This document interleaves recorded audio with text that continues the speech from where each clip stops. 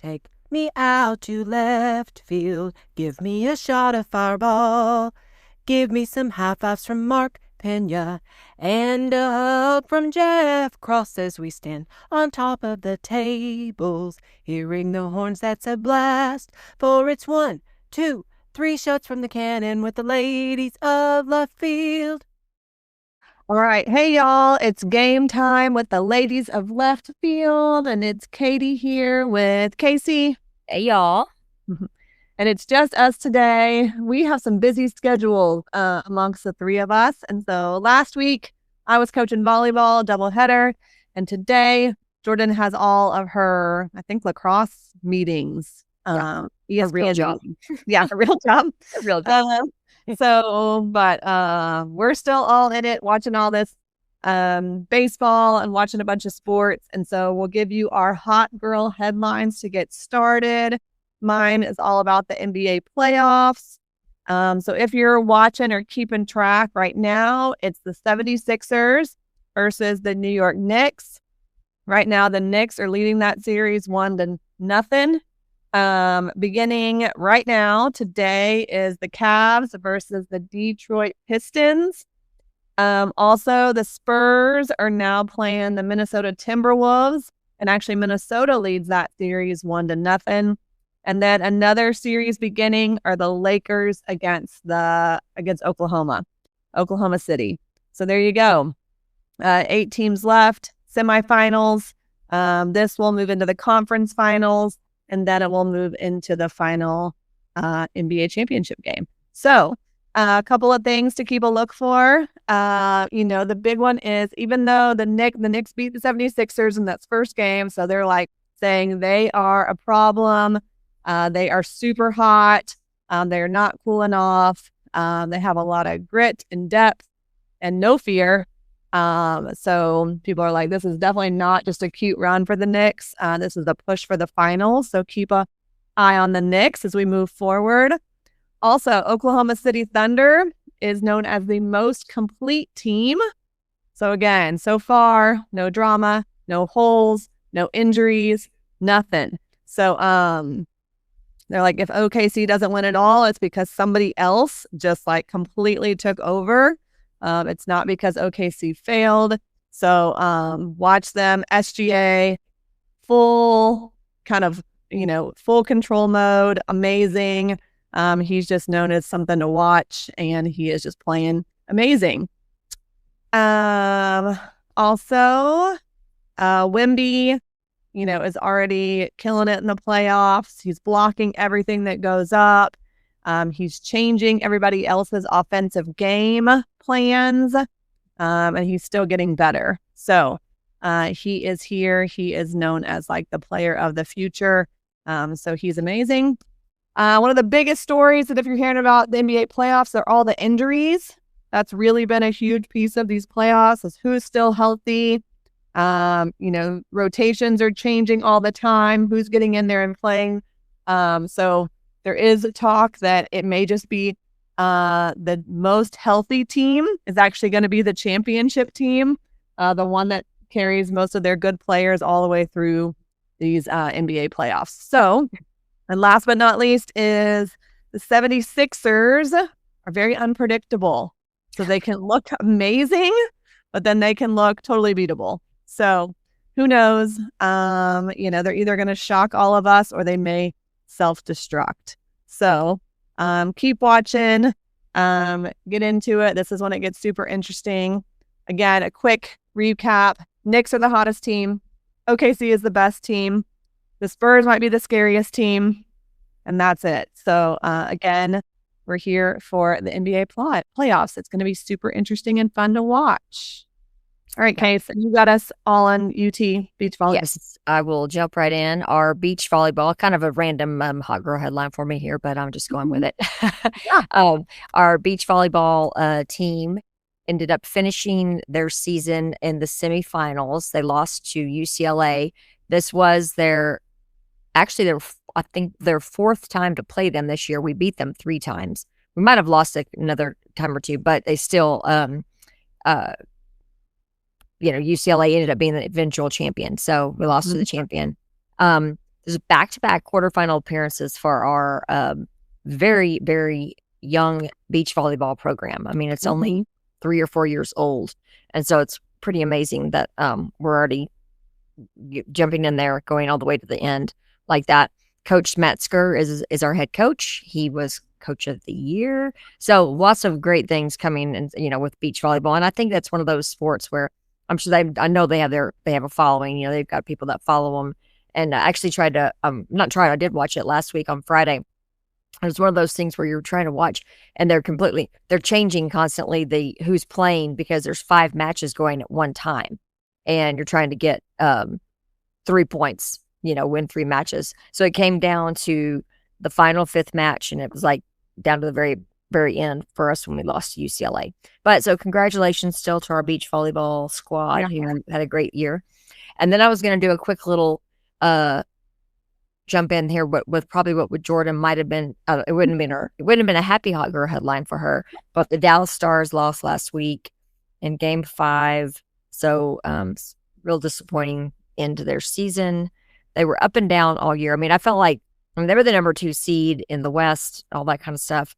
But it seemed like in the playoffs, I want to say it was the third game they lost in overtime and then just could never rally to kind of come back from that. So my cousins went radio silent on their squirter family last week. I'm sure there was some anger. One cousin was in Hawaii, so she probably was like, oh, well, whatever. But the other one was at home in Tyler, and I'm sure was very pissed. So I didn't. It wasn't sure. Yes, it wasn't brought up. But so those are kind of some random sports things that have happened in the past week in sports world. And we can probably just dive into our baseball team. I know. So we'll start with UT baseball and then we'll also go around the horns later. But we had a big win on Friday night. So this weekend we played Mississippi State. Top 10 team. Came here to Austin. We were all hype and ready for a really great series. We had lots of people from Mississippi State come in town, but specifically a couple of guys that we know well, and they were out there. Lounge Dog, also real name Anderson, which not very many people call him that. Yeah. Our good friend Cody from Mississippi came in and stayed with Barn and Case, and then Jeff. Also out there. And so Anderson and Jeff were out there cooking like it was their job all weekend long. And it was amazing. It was fantastic. It was fantastic. We had a great time. Yeah, the weather came in on Friday night and kept it like rainy and cold, but the rain stopped in time for us to have a little late start to the game, but still let the game happen. I know most of us were like, just do a doubleheader on Saturday because it was beautiful on Saturday, but we know Coach Schloss does not like apparently doing double headers. He has made that clear. He for our pitching, he likes to play games one a day. So they made it happen, and we ended up. It was a dominant pitching game. I mean, yes, Dylan Valentis is just killing it. He's the SEC pitcher of the week again. I don't even know. I probably could look that up real quick. How many times he's been the SEC pitcher of the week this year? Well, at least twice. I think he's done it twice in a row now. I'm sure. Oh yeah, but yeah. So the final was 3-1. Again, true Friday night ace performance. He had 12 strikeouts, 6 scoreless innings. Again, we were like out there. I mean, literally with like big winter coats on, but we were happy. Yeah, we won. The game did seem to go fast. I was like, just because we were like mowing them down. And then a good old Sam Cozart, big old freshman Sam Cozart came in and just locked it down. And just we kind of battled and got 3 runs. Played a little small ball, Augie ball, as like we like to call it. Had some clutch hits. Nothing super explosive, but just really good efficiency. So we're happy to get that Friday night win. It felt good. Kind of puts you in a good spot for the rest of the weekend. Yeah. Yes. And then the Sunday game, I was at the Sunday game, and it was interesting. It was very fun. It was very fun. But another beautiful day, and another huge thank you to Anderson, aka Lounge Dog, and Jeff for their cooking. Just to give people a little idea of how it went. They both brought their own cooking contraption type things, because that's what I would call Anderson's, as literally it was like a, I don't know, this round barrel thing. Yeah. And he would just cook like that. And then Jeff was over there under the other tent, but they would fix things. It was a great way how they did it. They would just fix things, put them in the little tinfoil pans, pass them around. It's like you just sampled things. You just took bites of this, bites of that, so that you weren't stuffing yourself with, a full plate of brisket and then you didn't want to have anything else. So it was awesome. I mean, the array of things that they brought out for us to sample and have nibble on all weekend was just amazing. So yes, big thank you. Agreed. Big thank you. And that's exactly what they do in Mississippi State. And that's what I loved about it, Case, because exactly that. They make a bunch of food and they make it all throughout the game. You know what I mean? And then they put it, like you said, in big tinfoil containers. That's all cut up in bites. So everything is like a bite-sized thing. Whether it's a rib, of course, one rib, or it's but all the sausage is cut up. All the protein is cut up in bites. And then, they did chicken wings, but everybody's just one, so. And the idea is you just take a bite or two or three, you know what I mean? But you're not making this whole plate and I love a graze. I love a graze, so it's just you're grazing on all this delicious food, kind of consistently. Yeah. I don't know. That's the way I love to eat. So Jeff even made his own version of, I guess, of a strudel or a Pop-Tart out there on Sunday. It was what is this? Oh my gosh. So anyway, it was very cool. But back to the game on Sunday. The first inning, we're kind of in a little bit of a shell shock when Luke Harrison had a rough first inning, gave up one run and then gave up a grand slam. So it was kind of heads kind of fell. We were all just kind of oh boy, all right. And then, just kind of, he settled in, was doing all right the next one. Then comes the bottom of the third, and our bats and batter, everything just explode. Yeah. We scored 8 runs before they got an out. So it was it was so fun. And, just the complete turnaround. So I have this thing in my head. It's okay, I'm not going to doubt us on hitting the ball because we can. I just prefer us not to get down by 5 runs. Exactly. Well, and the weird thing about Luke is he had 2 really kind of quick outs, I think, to start the game. He did. And he looked like he was a throwing strikes, and he had a pretty, I don't know. I mean, I had to watch him home on TV because I had to work. But so you got to see his mentality, and he was in it, and I think he was feeling it. And then it's just he threw a bunch of balls, and couldn't get strikes. And then it was oh my gosh. And it was they kept panning over to show coach and show Max Wiener, you know what I mean? They were what are they going to do? Right. But then, sadly, he loaded the bases, and that kid, of course, his first damn home run of the season was that grand slam. Yeah. But I was really proud of Luke and our coaches and our team for kind of not giving up on Luke. A little bit dialing it back in. And then Luke came out and pitched really well after that. So I don't know. To me, that was great. He gave up those 5 early, and then he settled in and struck out 9 batters. So I think that was cool. And then, like you said, that our team still got behind him and came and, crazy, exploded with 9 runs in the 3rd inning. Right. So overall, we scored 10 unanswered runs. So folks are it was they were one of the most impressive wins of the season, really showed a lot of grit and determination. And just especially when you're playing a big team like Mississippi State in the SEC, it just really, it was a kind of a defining moment for our team. So that was cool. What we talked about, though, it's we still feel it's with Saturday, with Bruner, if he just gets snake bit, he's had, 1 or 2 bad outings himself on him, but we do not hit the ball when he's pitching. No, I'm really. And we left some ridiculous number, 17 people on base on Saturday as well. It was ridiculous, the amount. So, opportunities were there. We just couldn't get the clutch hit when we needed to. Yeah. So I'm just hoping that some of that gets worked out here I know we've talked about it. I told Mark, I was like, we got to get some wins for Ruger because he's pitching well. It's like super solid start. And then I thought we pulled Ruger too early on Saturday. Yeah. I mean, that's just me. And then I feel like our bullpen really struggled on Saturday. But then, so we didn't mention, we did lose on Saturday, 7-4. We did so our bullpen really struggled late in the 7th inning. It's like they just, that's when Mississippi State got a ton of runs, and we did have a little late rally, but it was just not enough. So, right. Again, we've got to have some more consistency from our bullpen. Agreed. Other than Cozart. Yeah. Agreed.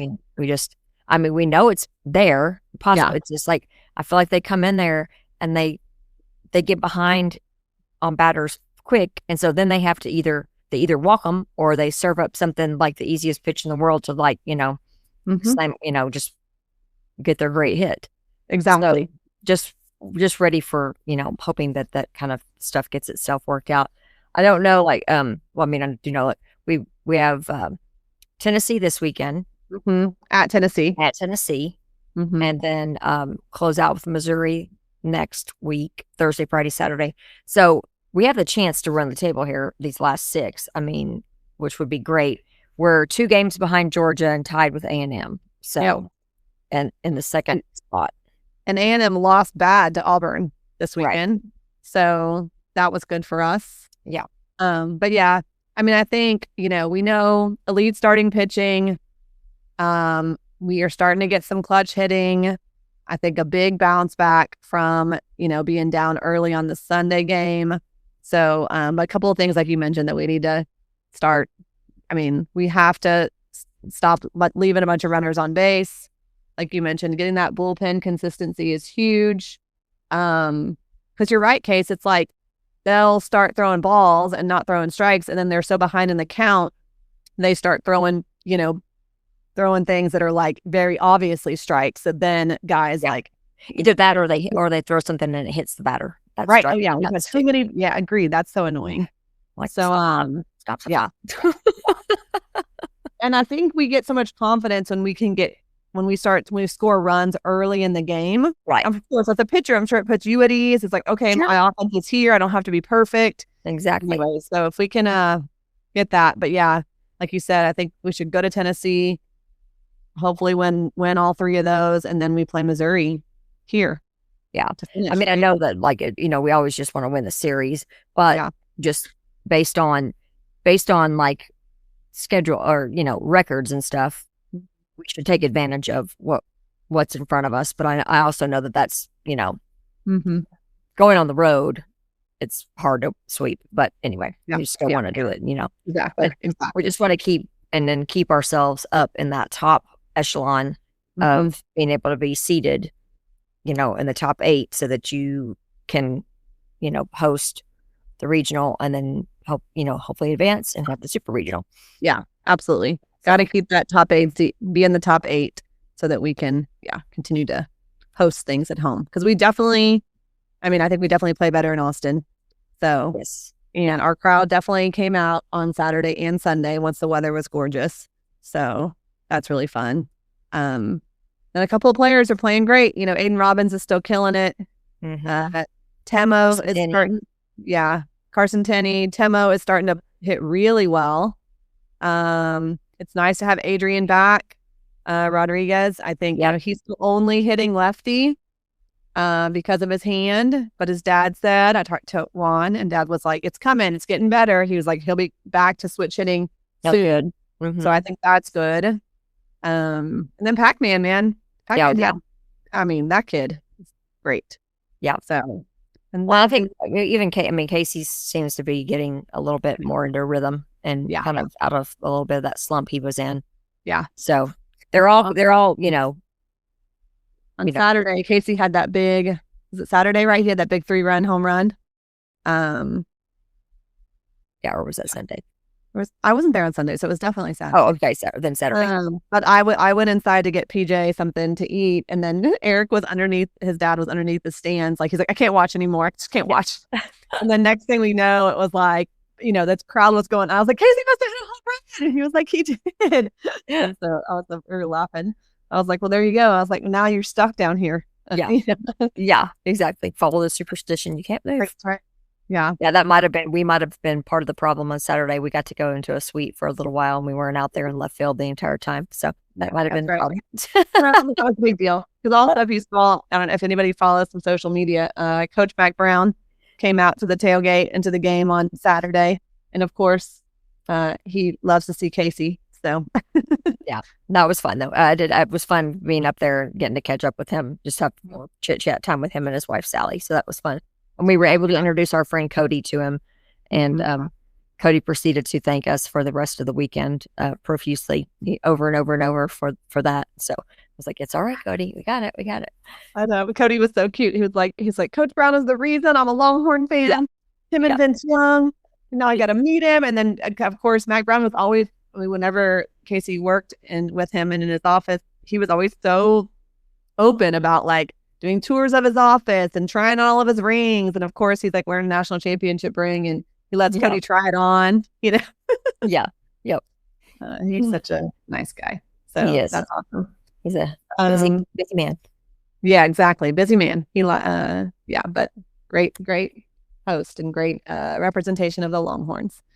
So anyways, all right. Yeah. So we play tonight. Well, Tuesday night, we play UTSA. Which are usually, they're always a tough team. They have a good program. You guys know we hate it, but they knocked us out last year. Yeah. So that'll be interesting to watch and kind of see. And this is our final Tuesday game. Yeah. So everything after this is just the series, and then we start playoff play. I mean, yeah, it's right here. Play. I feel like it's been kind of a fast season. Me too. I was thinking the same thing. I was like, wow, how is it already almost like like playoffs? Okay. It might have been. I feel like we have had a lot of we didn't have a string, like a full string of like series and then be on the road. So it's kind of like it's just alternated. So maybe that's part of what's kept it seeming quicker for some reason. I don't know. Yeah, that's true. I have liked it because I feel like it has been like every other weekend. Yeah. We've had it, which has been nice just to not feel so busy. You're able to do a few other things if other things are, come up. Yeah, exactly.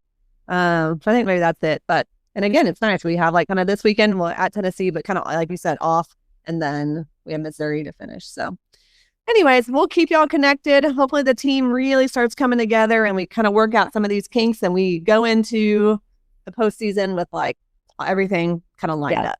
So, all momentum. Yes. Yeah. All the momentum. All right. What else is going on around our... Well, speaking of postseason, that's pretty much what it is for just about every other sport. Softball is heading to the SEC tournament this week, and they'll play on Thursday. They got 2 byes, so they were in the top 4. So I think they were the 4th seed. So they worked out well for them. They get 2 byes. And we don't know who they'll be playing yet because they'll be playing the winner of, teams as they play each other. Mm-hmm. So that's happening, and that's in Kentucky, I believe. So hopefully they can kind of gain some momentum and stay in that. I think they're probably kind of on the bubble of being a top 8 seed. I'm not sure, just based rankings, because the SEC is really strong. And then there's some other schools, but I mean, we've got Oklahoma, Alabama, Arkansas. I'm not sure about Arkansas took 2 of 3 from us this past weekend. So it's been a little bit harder SEC season for us this year, but that's exactly what happened to them last year. Yeah. So they came back and won. Yeah. So we'll see what happens. And then they've got strong leadership. They just, hopefully they can get things put together. Mm-hmm. Men's and women's tennis also have advanced to the quarterfinals, and the men are playing in Austin this weekend. So if you want to go to the tennis center, going out there, and there's no it's a non-ticketed event. It's free. So cool. Well, I mean, I hope that they have a huge turnout. And then the women are headed to Raleigh, North Carolina. Our men are the number 2 seed, so it's kind of expected for them to win these, but obviously they still have to, it's a big deal for them. Yeah. And I mean, how cool is that? I mean, if you're like a person who maybe doesn't get an opportunity to go to many UT sporting events, then you could go to tennis. It's like fun. It's right there. It's free. That's awesome. Yeah. And I wouldn't be halfway surprised if Michael Huff wasn't there, because he always likes, one of his daughters loves tennis, and he supports the tennis teams a lot. So very cool. I think that's really cool. Yeah. Awesome. And then golf. What are you going to tell us about golf, Case? Yes. Okay. And then women's golf, they start their regional play this week, and they're the number 1 seed in Chapel Hill. So that's very good for them. And you have to be in the top 8 in a regional to then advance to the NCAAs the following week. So that's what your goal is it as a team, to be in the top 8 or 6. I could have been wrong. It might be 6, but I think, things should be all good. We've got Farrah O'Keefe on our team, who is just evolving into a golf level superstar stud. She was SEC Women's Golfer of the Year, and she's up for a lot of national awards. She just played also in an LPGA event, and she was the low amateur in the tournament. So that's cool. Cool for her. So I figure she's on to, great things, moving on in her golf career kind of thing. For sure. On our way to the pros. Yeah. Awesome. And so that's about all. And rowing has their SECs, but they should win. That's like, whatever. Automatic. Well, good job. Yeah. Well, very fun. Well, I mean, I'll say if you can, come out to the last baseball series against Missouri. It'll be fun.